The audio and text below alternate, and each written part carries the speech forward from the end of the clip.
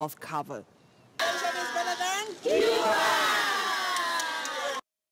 When Health Cabinet Secretary Cecily Kariuki flagged off the universal health coverage registration exercise in the 4 pilot counties, expectations were high on the success rate of one of President Uhuru Kenyatta's Big Four agenda.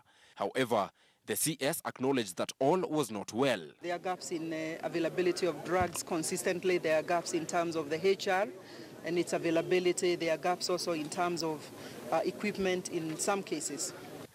But it is the challenges registration enumerators came face to face with in the villages that may hinder delivery of the intended numbers. Na watu ambao wanakataa kusajili kwa ajili wanasema hawajui hiyo huduma itawasaidiaje, hata kama tunawaelezea, lakini wengine kuna baadhi yao ambao wanakataa. Or sometimes you also go and find that for the children, maybe the parents have not yet taken the birth certificate, and we cannot be able to register at that point. As of this morning, we had registered only 23,000, above 23,000 households out of an expected 231 households. We had also registered 31,000, I think 834 of our citizens as a, out of a figure of 830. The statistics are worrying, with slightly over 1 week left to register over 500,000 residents.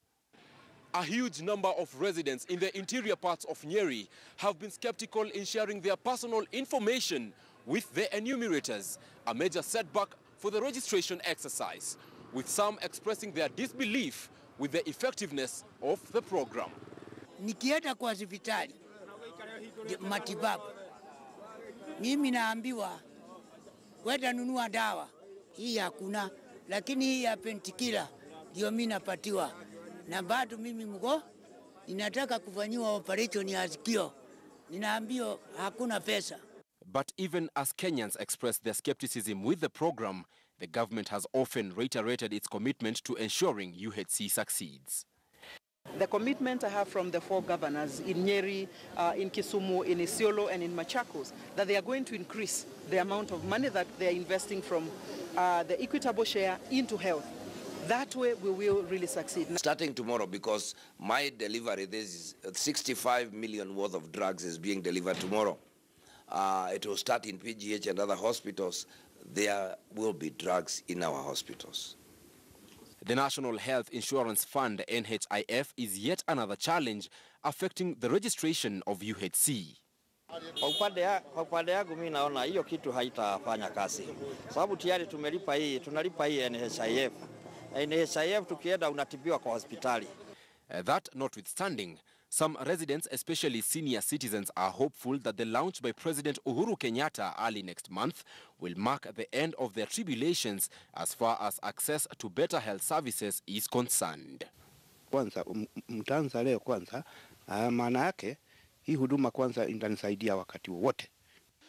Mtu atakuwa akitibiwa akienda huko kwa hospitali, labda tuseme meno yanauma, kifua ni tubo, atapisha mtu akihitaji utafaidika.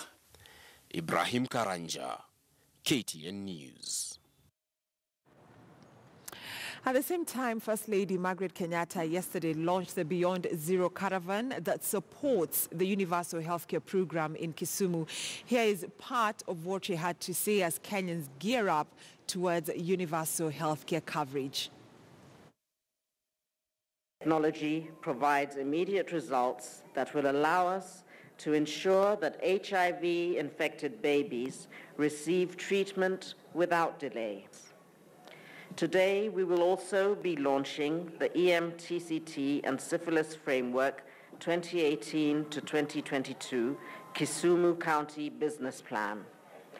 This will help us fast-track and demonstrate our collective action to address the challenges of HIV and AIDS in the county and end the HIV epidemic in cities by 2030. We're confident that if we work hard, work together, Kenya will achieve its target. Now, the spate of killings of Kenyan pastors in war-torn countries has continued to cause panic in some churches, even as the Kenyan government is blamed for doing little to assure the security of Kenyans working abroad.